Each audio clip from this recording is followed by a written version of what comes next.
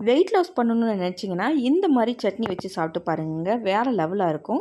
வணக்கம் சொந்தங்களே, welcome to Delhi Shanthi kitchen. இன்றைக்கி கொள்ளு சட்னி தாங்க பண்ண போகிறோம். இதில் வந்து ரசம் வைக்கலாம், சட்னி பண்ணலாம், அவிச்சு சாப்பிட்லாம், சுண்டல் மாதிரி நிறைய பண்ணலாங்க. இதை வச்சு நான் இன்றைக்கி வந்து சட்னி தான் பண்ண போகிறேன். அதுக்கு வந்து கொள்ளை வந்து நல்ல குக்கரில் ஒரு 5-6 விசில் போட்டு நல்லா கழுவிட்டு 5-6 விசில் வேக வச்சு வச்சுருக்கேன். இப்போ வந்து வரமிளகா, மல்லி, ஜீரகம், மிளகு இது வந்து அதோட சேர்த்து வறுக்கிறதுக்கு அரைக்கிறதுக்காண்டி எடுத்து வச்சுருக்கேன். சின்ன வெங்காயம், தக்காளி, கொத்தமல்லி தழை எடுத்து வச்சுருக்கேன். இப்போ ஒரு கடாயில் எண்ணெய் ஊற்றி எண்ணெய் காஞ்சோன்னே நம்ம எடுத்து வச்சுருக்க மல்லி, மிளகு, ஜீரகம், வரமிளகா இதெல்லாம் போட்டு நல்லா வறுத்துக்கலாங்க. அதுக்கப்புறம் லைட்டாக அது வறுப்பட்டோடனே நம்ம உரித்து வச்சுருக்க சின்ன வெங்காயம் போட்டால் தாங்க டேஸ்ட் சூப்பராக இருக்கும்.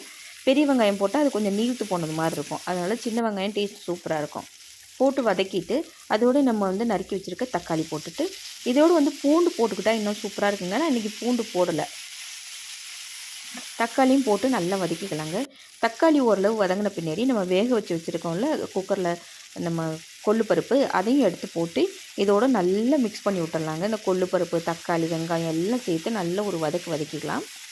வதக்கிட்டு இதுக்கு தேவையான இந்த சட்னிக்கு தேவையான அளவு உப்பு போட்டுக்கணும். அப்புறம் கொஞ்சமாக ஒரு கைப்பிடி அளவு கொத்தமல்லி தழை போட்டுக்கலாம். லாஸ்ட்டாக வந்து பச்சை கருவேப்பிலை இருந்து போட்டு அதோடு சேர்த்து அரைச்சோம்னா இன்னும் நல்லாயிருக்குங்க. என்கிட்ட கருவேப்பிலை இல்லை, அதனால் நான் போடல.